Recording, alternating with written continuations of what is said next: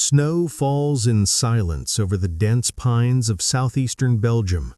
The trees stand black and skeletal against a sky the color of steel wool. Beneath their branches, the earth has become a frozen puzzle of mud ruts and ice-locked streams. Each breath hangs visible in the air. Each footstep cracks the brittle crust of snow. This is terrain the Germans believed would protect them, a natural fortress of steep ridges, narrow mogging roads, and valleys choked with undergrowth. For centuries, military strategists had dismissed the Ardennes as tank country, too dense, too hilly, too broken. The forest itself was a kind of doctrine, an unspoken agreement between armies that certain ground simply could not be crossed in winter, especially not by armor. And yet, on this January morning, the low rumble of American engines echoes through the frozen ravines. The sound is mechanical, relentless, utterly foreign to this ancient wilderness. Sherman tanks grind forward through snowdrifts that reach their treads, their commanders standing exposed in open turrets, breath steaming, eyes scanning the tree line. Behind them, half-tracks and supply trucks churn the forest floor into a brown slurry of ice and diesel exhaust. The Germans had thought the Ardennes impassable. They had staked an entire offensive on that assumption. They were wrong. The Ardennes had always been a place of ghosts and miscalculation. In 1914, French forces tried to push through its valleys during the opening weeks of the Great War, only to be shredded by German machine gun nests hidden in the high ground. In 1940, it was the Germans themselves who turned the forest into legend, sending panzer columns through its supposedly impenetrable terrain to outflank the Maginot Line and shatter French defenses in a matter of days. The world had learned then that the Ardennes was not impassable, it was merely underestimated. But by the winter of 1944, that lesson had been forgotten, or perhaps deliberately ignored. Hitler himself had looked at the map of the Western Front and seen opportunity in the forest's dark contours. The Allies were stretched thin after their rapid advance across France. Their supply lines were strained. The weather was turning brutal. And there, in the Ardennes, the American line was held by a patchwork of inexperienced divisions and exhausted units sent to rest. It was the weakest point in the entire Allied front. On December 16, 1944, under cover of fog and snow, 3 German armies launched Operation Wacht am Rhein, the last great offensive of the Third Reich. They came with over 200,000 men, nearly 1,000 tanks, and the fervent belief that they could split the Allied forces in two, recapture Antwerp, and force a negotiated peace in the West. For a week, the plan seemed to work. American units were surrounded, overrun, or sent fleeing through the snow. The Germans carved a bulge 50 miles deep into Allied lines. From the frosted windows of command posts in Berlin, it looked like 1940 all over again. But the German soldiers pushing through the Ardennes in December were not the same Wehrmacht that had conquered France. These men were cold, hungry, and riding in vehicles that ran on fumes. Their tanks were magnificent, Tiger IIs and Panthers with sloped armor and long-barreled guns that could punch through a Sherman at 1,000 yards, but they had no fuel. Supply columns that were supposed to follow the advance had been strafed into burning wreckage by Allied fighter bombers. The roads the Germans captured were clogged with their own disabled vehicles. Horses, not trucks, hauled much of the artillery. Many of the infantry were teenagers or men scraped from rear echelon units, fitted with uniforms that didn't match and rifles that jammed in the cold. They had been promised a swift, decisive blow. Instead, they found themselves trapped in a frozen forest, waiting for gasoline that never came, watching American resistance stiffen with every passing hour. The Ardennes was supposed to be their salvation. It became their graveyard. The Americans, by contrast, arrived with everything. Not immediately. Those first days of the German offensive were chaos, a desperate scramble to understand what was happening and where the enemy was. But once the shock passed, the machinery of American logistics began to move. Entire divisions were rerouted mid-transit. Patton's Third Army, attacking toward the Saar River, pivoted 90 degrees north and began a forced march through ice storms to relieve the besieged town of Bastogne. Convoys of trucks rolled through the night, headlights blacked out, drivers navigating by memory and moonlight. Ammunition, food, medical supplies, and fuel flowed forward in quantities that defied the weather, the terrain, and every assumption the Germans had made. By early January, the Allied counteroffensive was underway, and leading that counteroffensive, grinding through the very forest the Germans thought would shelter them, were columns of American armor. The Sherman tank was not on paper a match for German heavy armor. Its 75mm gun struggled to penetrate the frontal armor of a Panther, let alone a Tiger. Its own armor was thin enough that German soldiers mockingly called it a Tommy cooker, a reference to the way it burned when hit. But the Sherman had one advantage that mattered more than armor or firepower. There were thousands of them. American factories had produced nearly 50,000 Shermans by the end of the war. When one was destroyed, 2 more rolled off the assembly line. When a crew was lost, another was trained and sent forward. The Germans could build better tanks, but they could not build them faster, and they could not fuel them, and they could not replace the experienced crews who died in the Ardennes snow. The Americans could, and so they came. Not in careful formations or cautious probing attacks, but in waves, relentless, mechanical, indifferent to losses, because the losses could be replaced. To the German soldiers dug into the frozen hillsides, watching these columns approach, it must have seemed like fighting the ocean. You could destroy a wave, but another was already forming behind it. The terrain itself became a weapon in American hands. Engineers with bulldozers carved roads through the forest where none had existed. When a road was blocked by a destroyed vehicle, they shoved it off the path and kept moving. When a bridge was blown, they laid pontoons across icy streams in under an hour. When the snow grew too deep, tanks simply crushed through it, their treads chewing the frozen ground into passable tracks. The Germans had believed the Ardennes would slow the Americans, bog them down in the kind of grinding positional warfare that favored defenders. Instead, the Americans brought the forest to heel. They did not fight the terrain, they industrialized it. Every ridge, every narrow valley, every logging trail became part of a network of supply routes marked with painted signs, lit with portable generators, monitored by traffic control units that managed the flow of vehicles like subway dispatchers. The Ardennes had been a natural barrier for centuries. In 6 weeks, American engineers turned it into an interstate. And yet it was not simply a matter of machinery and logistics. The men inside those tanks, riding in those half-tracks, marching through knee-deep snow behind the armor, were learning something the Germans had not anticipated. They were learning that they could endure. The winter of 1944 to 1945 was one of the coldest on record in Europe. Temperatures dropped to 15 below zero Fahrenheit. Foxholes filled with ice. Weapons froze. Men urinated on their rifle bolts to thaw them before firing. Frostbite claimed as many casualties as enemy fire.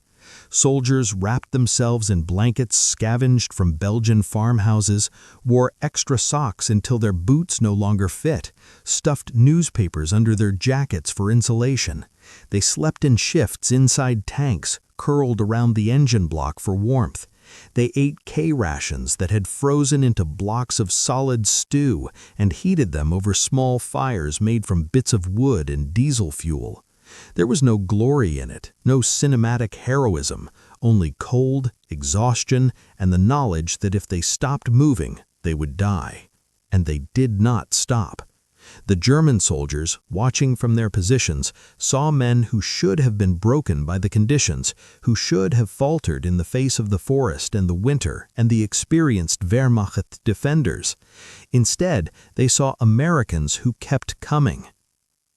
There was a moment, repeated in a dozen small actions across the Ardennes, that encapsulated the entire battle. A platoon of Shermans would approach a German strongpoint, a farmhouse, a crossroads, a low hill bristling with anti-tank guns. The Germans would open fire. One tank would brew up, its ammunition cooking off in a pillar of black smoke. The remaining Shermans would not retreat. They would spread out, lay suppressing fire on the enemy position, and call in artillery. Within minutes, American howitzers 10 miles behind the lines would begin dropping shells on the German position with uncanny accuracy, guided by forward observers in radio contact with battery commanders. The shells would fall in steady, methodical salvos, walking across the target until nothing moved. Then the Shermans would roll forward again. Behind them, infantry would dismount from half-tracks and sweep the position. Prisoners, if there were any, would be marched to the rear. The dead would be left where they fell. The column would continue. This was not brilliant tactics or daring maneuver. It was industrial warfare, the application of overwhelming firepower and resources to problems that could not be solved any other way. And it worked. The symbolic object of the Ardennes campaign was not a weapon or a vehicle, but something far simpler: the jerry can. The German-designed 5-gallon fuel container, ironically copied and mass-produced by the Allies, became the lifeblood of the American advance. Every tank, every truck, every generator and jeep and half-track depended on fuel, and fuel depended on logistics. The Germans had run out of fuel in the first week of their offensive. Their tanks sat abandoned in the forest, out of gas, while their crews walked back toward Germany. The Americans never ran out. Convoys of trucks carrying nothing but jerry cans of gasoline rolled forward around the clock. Fuel dumps were established every 10 miles. Tankers topped off vehicles on the move. When roads were impassable, fuel was flown in by cargo plane and dropped by parachute. The jerry can, dull green and utilitarian, stamped with white stars and serial numbers, became the icon of American abundance. To the Germans, watching American units that should have been immobilized continue to advance day after day in weather that had frozen their own supply lines solid, the sight of those stacked jerry cans must have seemed almost obscene. It was not just that the Americans had more fuel, it was that they had so much more they could afford to waste it, to use it casually, to keep their engines idling for warmth while German soldiers shivered in foxholes. By the end of January 1945, the Battle of the Bulge was over. The Germans had been pushed back to their starting positions. The Ardennes Forest, which Hitler had gambled would shield his offensive and break the Allied advance, was now firmly in American hands. The cost had been staggering: nearly 90,000 American casualties, 19,000 killed. Entire units had been decimated. Towns like Bastogne and Saint-Vith had been reduced to rubble. But the German losses were worse and irreplaceable. Over 100,000 casualties, 800 tanks destroyed or abandoned, fuel reserves expended. The last trained reserves of the Wehrmacht ground down in a forest that was supposed to protect them. The Ardennes had not saved Germany. It had consumed what remained of its army. The transformation this experience wrought in the German soldiers who survived was profound and bitter. Many had entered the battle with the same confidence that had carried them through Poland, France, and the early years of the Eastern Front. They had been told this was the decisive blow, the operation that would turn the tide of the war. They had believed, as soldiers must believe, that their cause could still triumph. What they found in the Ardennes shattered that belief. They found an enemy that could not be exhausted, could not be outmaneuvered, could not be starved or frozen into submission. They found an enemy that replaced losses faster than those losses could be inflicted. They found an enemy that brought to bear not just courage or skill, but the weight of an entire industrial continent. German after-action reports, the ones that were written, speak in tones of disbelief. How did the Americans move so many tanks through this terrain? How did they supply divisions in the middle of the worst winter in memory? How did they coordinate artillery fire with such precision? The answers were not secrets. The Americans moved tanks through the Ardennes the same way they built Liberty ships and B-17 bombers and trained millions of soldiers. They applied resources, organization, and an almost fanatical belief in logistics. But to the Germans, accustomed to a kind of warfare that prized tactical brilliance and individual heroism, this approach seemed almost inhuman. It was war without artistry, victory without elegance. It was the victory of the factory over the warrior. And it was absolute for the Americans. The Ardennes became something else. It became proof. Not proof of their tactical superiority. The battle had been a near-run thing, won as much by German mistakes as American skill, but proof that they could endure the worst Europe could throw at them and emerge intact. The soldiers who fought in the Ardennes went home with frostbite scars and memories of friends who died in the snow. But they also went home with the knowledge that they had faced the Wehrmacht at its most desperate, in terrain that favored the defender, in weather that should have paralyzed modern armies, and they had won. Not quickly, not cleanly, but decisively. The forest that was supposed to be impassable had been crossed. The offensive that was supposed to split the Allies had been crushed. The myth of the Ardennes as an impenetrable barrier had been destroyed by American armor, American logistics, and the grinding, relentless application of industrial power.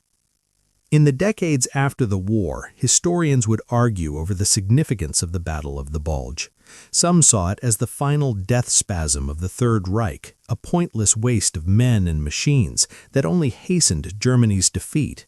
Others saw it as Hitler's last roll of the dice, a gamble that came closer to success than it should have. But for the men who fought there, the significance was simpler and more personal. They had walked into a frozen hell, equipped with machines that should not have worked in such conditions, facing an enemy that should have been unbeatable on such ground, and they had prevailed. Not because they were better soldiers, though many were brave. Not because their equipment was superior, though their logistics were unmatched. They prevailed because they represented something the Germans, for all their tactical skill and battlefield experience, could not overcome. A system, a democracy that could mobilize its entire economy for war, a nation that could produce tanks and planes and shells faster than they could be destroyed, a people who, when pushed, did not break. The Ardennes in winter remains a place of quiet. The forests have regrown over the tank tracks, the foxholes have filled in, the towns have been rebuilt. But if you walk those ridges in January, when the snow lies thick and the air bites cold, you can still sense what happened there. You can see the narrow roads and steep hillsides and understand why generals thought armor could never pass. You can feel the cold and understand why soldiers froze to death in their sleep. And you can imagine, just barely, the sound of those engines grinding forward through the snow, the sight of those columns of Shermans pushing deeper into terrain they were never supposed to reach. The Germans thought the Ardennes was impassable. It was not the forest that failed them. It was the belief that nature could stop what industry and will had set in motion. The lesson of the Ardennes was not about terrain or tactics. It was about systems. About the difference between an army that fought brilliantly with what it had and an army that fought adequately with more than it could ever lose. About the cold arithmetic of industrial war, where production capacity and supply chains matter more than courage or skill. The Germans brought their best soldiers, their best tanks, their last reserves of fuel and hope into the Ardennes. The Americans brought a system that could replace every loss, supply every need, and grind forward regardless of cost. In the end, it was not even close. Somewhere in the Ardennes today, rusted fragments of that battle still surface after heavy rains. Shell casings, belt buckles, pieces of tread from a Sherman or a Panther, indistinguishable now in their decay. The forest has reclaimed what the armies left behind, but the memory persists, encoded in the veterans who survived and the children they told, in the histories that document every regiment and every casualty, in the cemeteries where white crosses march in perfect rows across hillsides that once echoed with artillery. The Ardennes was supposed to be a fortress. It became a graveyard. The Germans staked their last offensive on the belief that certain ground could not be crossed. The Americans crossed it with machines and fuel and the quiet, relentless confidence of men who knew that behind them, across an ocean, factories were running 3 shifts a day, turning out the weapons and supplies that would win the war. The forest could not stop them. The winter could not stop them. In the end, nothing could. That is the truth the Ardennes revealed, written in steel and snow and blood across the frozen hills of Belgium. Freedom, when backed by industry and will, does not ask permission from terrain. It does not negotiate with nature. It simply advances, 1 frozen mile at a time, until victory is no longer a hope, but an inevitability.